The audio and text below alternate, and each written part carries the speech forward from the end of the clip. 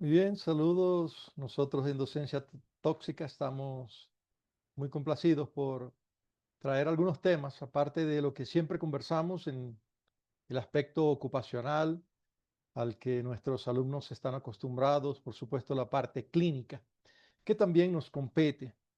Hoy día quiero compartir también un aspecto importantísimo en aras de ver aspectos, valga la redundancia, sobre lo que es resistencia microbiana, antimicrobiana, especialmente antibióticos relacionados y no relacionados e incluso el tema de hoy.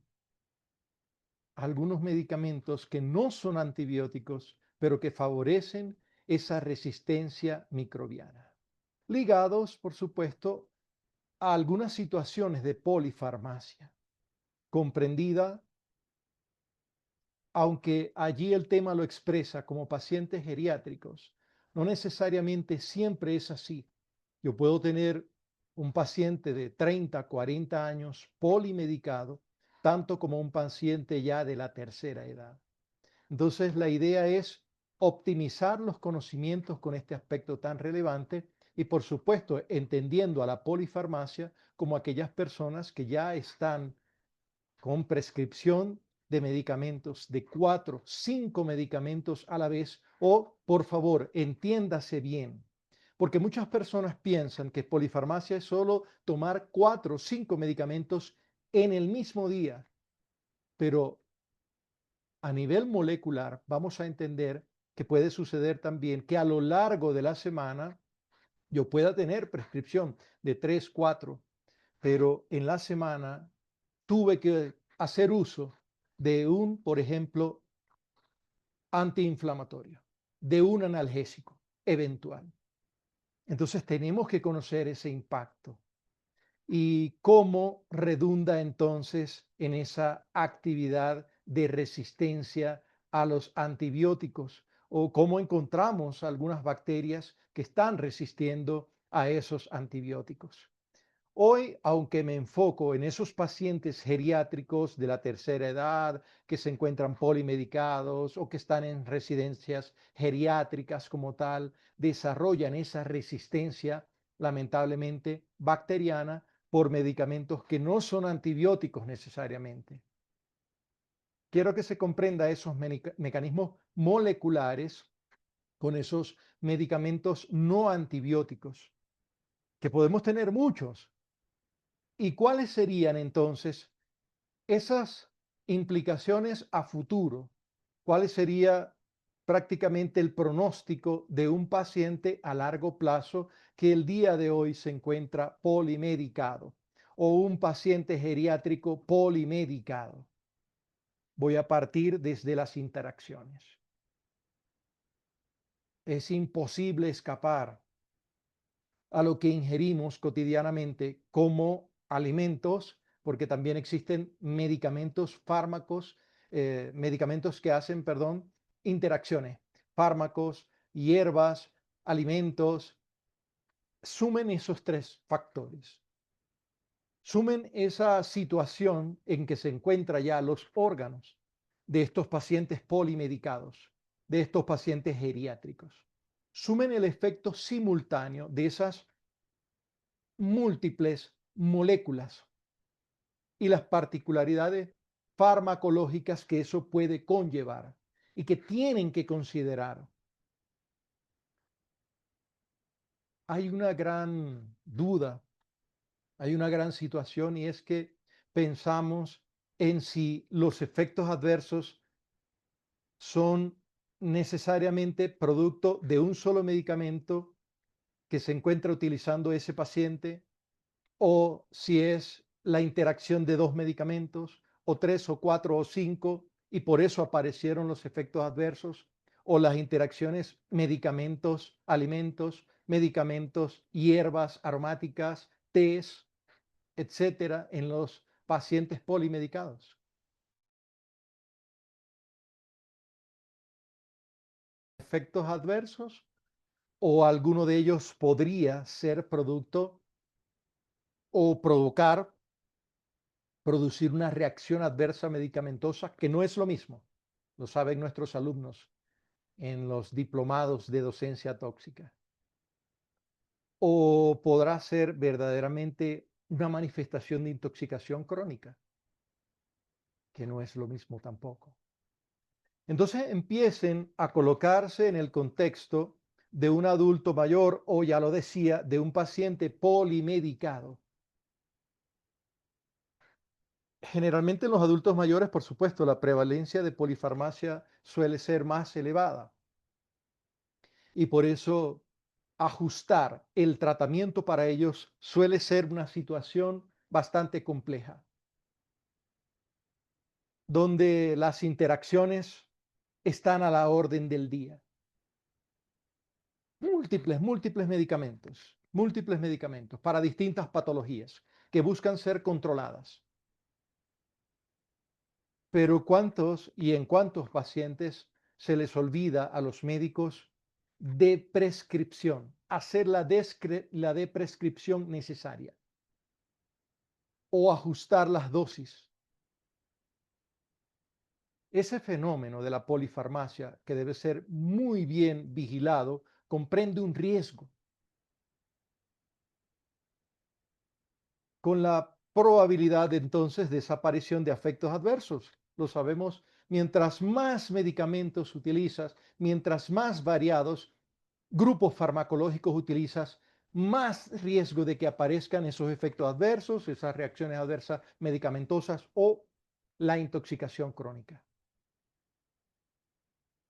Y vamos a tener una serie de videos también explicando la relación que tiene con el efecto en la microbiota. Justamente ese cambio para que suceda esa resistencia microbiana. Hoy voy a intentar arrojar un poquito de luz o particularidades en esa farmacología geriátrica o de pacientes polimedicados. Hay que tenerlos en contexto, porque esos factores intervinientes, la edad, la alimentación, los hábitos, la distribución que puedan tener esos fármacos, la cinética, que puede ser relacionada a farmacocinética o a toxicocinética. Recuerden que un fármaco, al tratar de ser incluso metabolizado, puede ocupar una vía que requiere otro fármaco.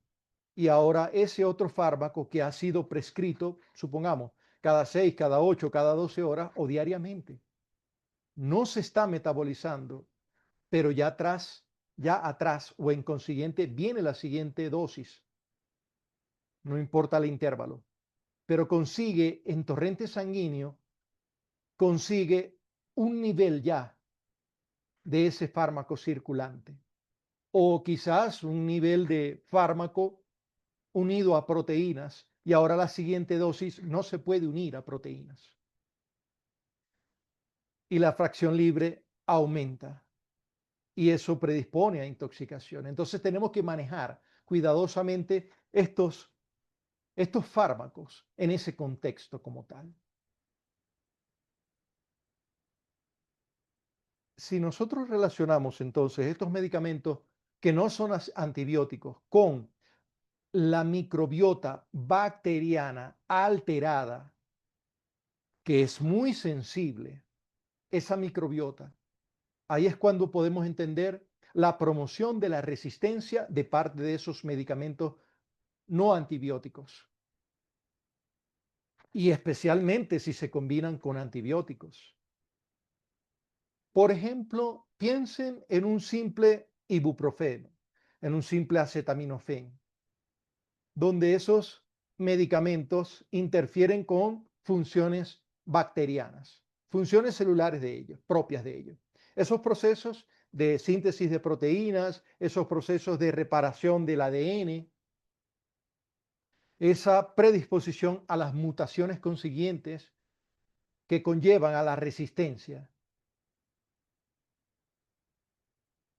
Por allí vienen los tiros, por allí viene el camino de entender cómo esos estudios, incluso in vitro, con Escherichia coli, expuestas a ciprofloxacina y medicamentos no antibióticos a la vez, demostraron el incremento de la resistencia, donde se evidencia ese incremento de concentración inclusive inhibitoria mínima y mutagénesis. Las bacterias que tienden a mutar, pero que ahora tienen dos factores para aumentar su resistencia a los antibióticos. Por eso mucho cuidado hay que tener en, en ese incremento de esas concentraciones inhibitorias mínimas relacionadas a esas frecuencias de mutaciones cada vez mayores. Tiene una gran relevancia entonces entender cómo esas cepas resistentes en entornos de polifarmacia en estos pacientes polimedicados puede aparecer cada día más. Y una resistencia inducida, una resistencia que está viéndose promovida por la presencia de estos medicamentos, antibióticos y no antibióticos, donde se activan esos sistemas de bombas de expulsión bacterianas que son propias de ellas, que son requeridas, pero ahora alteran esa reparación de ADN o potencian la supervivencia de esas bacterias bajo esa presión antimicrobiana, porque estás utilizando un antibiótico ligado a un medicamento no antibiótico. Allí es donde entiendes la mutación de distintos genes propios de esas bacterias, donde se regula esa expresión, esa sensibilidad, por ejemplo, aquí solo porque mencionamos las fluoroquinolonas y se controlan esas bombas de expulsión entonces. Se controla esa expresión de esas bombas de expulsión. Por lo tanto, se facilita la resistencia bacteriana frente a diversos fármacos. Voy a hacer un paréntesis aquí, porque lo comentamos siempre en contexto ocupacional, que es nuestra mayor experiencia en docencia tóxica. Y no se vigila, como médicos ocupacionales, no se vigila esa posibilidad. Y eso implica una mayor morbilidad, implica una prevalencia extendida. En el ámbito ocupacional, eso implica pérdidas para la empresa, baja de la productividad e implica un gasto, porque es un trabajador que está suspendido durante más días, durante mayor tiempo, repito, se extiende la prevalencia de las enfermedades en las empresas. Tómenlo en cuenta, compañeros. Sobreexponerse, activación de estos sistemas de flujo relacionados en estas bacterias, o lo que llamamos siempre, ¿no? Esa expulsión de antibióticos, pero también de sustancias nocivas entonces. Esa disminución de la efectividad del antibiótico que contribuye a la resistencia bacteriana se ve y está marcada, y qué bueno que lo podemos describir en esta combinación de antibióticos y no antibióticos, sobre todo en esas bacterias patógenas, pero que están presentes y alterando a la microbiota del trabajador, a la microbiota de un trabajador que tiene hipotiroidismo o hipertiroidismo o que tiene diabetes, tiene hipertensión, tiene ácido úrico elevado, está en una edad productiva, pero está polimedicado. O el día de hoy o en algún momento en la semana utilizó algún analgésico, algún antiinflamatorio. Empiecen a pensar entonces en ese microambiente bacteriano, en esa microbiota que se ve influenciada, que se ve desde ese punto de vista en contacto con alguien que está afectando sus mecanismos de reparación de ADN, que está aumentando esa tasa de mutaciones, favoreciendo esa resistencia. Coloquémoslo en el contexto mayor. Ah, sí, mira, vamos a hablar de los objetivos que vamos a lograr ¿Y dónde cae allí la resistencia a los antibióticos? Ahora piensen en ese hambre cero, en ese salud y bienestar, agua limpia, saneamiento. ¿Y cuántas veces desde Docencia Tóxica hemos conversado de los distintos disruptores endocrinos o de esos contaminantes emergentes, metales, plaguicidas, ya los vamos a mencionar, afectando a los distintos ecosistemas? Como un simple ibuprofeno, un diclofenaco, remarca ese aumento significativo en la resistencia bacteriana, en la mutagénesis bacteriana. ¿Cómo se altera entonces la microbiota? Y se ven esos efectos reducidos de ese tipo de medicamentos o incluso una simple furosemida utilizada para controlar hipertensión. Ahí es donde tienen que pensar en esos impactos de esos medicamentos no antibióticos, porque aumenta la frecuencia mutacional de esas bacterias. Entonces, comprendemos esas microbiotas alteradas junto al uso de, por ejemplo, fluoroquinolonas. Ahí es donde vemos la evolución bacteriana, en micro, pero también en macro. Ojalá pudiéramos comprender y aplicar entonces estas investigaciones a lo que son los contextos clínicos, pero también ocupacionales. Y a largo plazo, fíjense cómo para el año 2050 se relaciona esa resistencia a antibióticos con un mayor número de muertes, incluida la enfermedad de diabetes. ¿Cómo vamos a mejorar entonces el pronóstico de vida y la calidad de vida de nuestros trabajadores en empresas si no vigilamos esa interacción entre esos no antibióticos con los antibióticos? Si las cepas van a ser más resistentes o inclusive los años de vida perdidos. ¿Cómo vamos a disminuir esas muertes prematuras?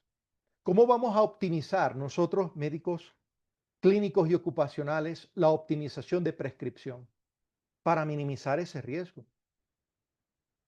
¿Será parte de nuestra vigilancia ocupacional? ¿Será que tenemos que hacer un enfoque personalizado desde ese punto de vista?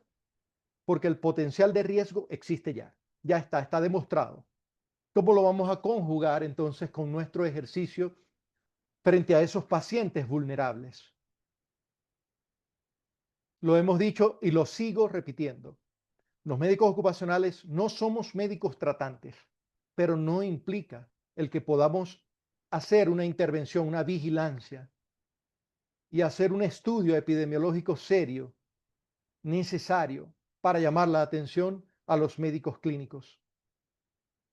Es necesario integrar esos criterios de seguridad desde el punto de vista ocupacional también, participar en investigaciones donde se llame la atención y donde podamos llegar a estas conclusiones. Y desde el punto de vista, por supuesto, clínico y ocupacional, hacer prevención de esa resistencia bacteriana, hacer un mejor acercamiento a la seguridad terapéutica, llamando la atención, evitando esa propagación de esas bacterias resistentes.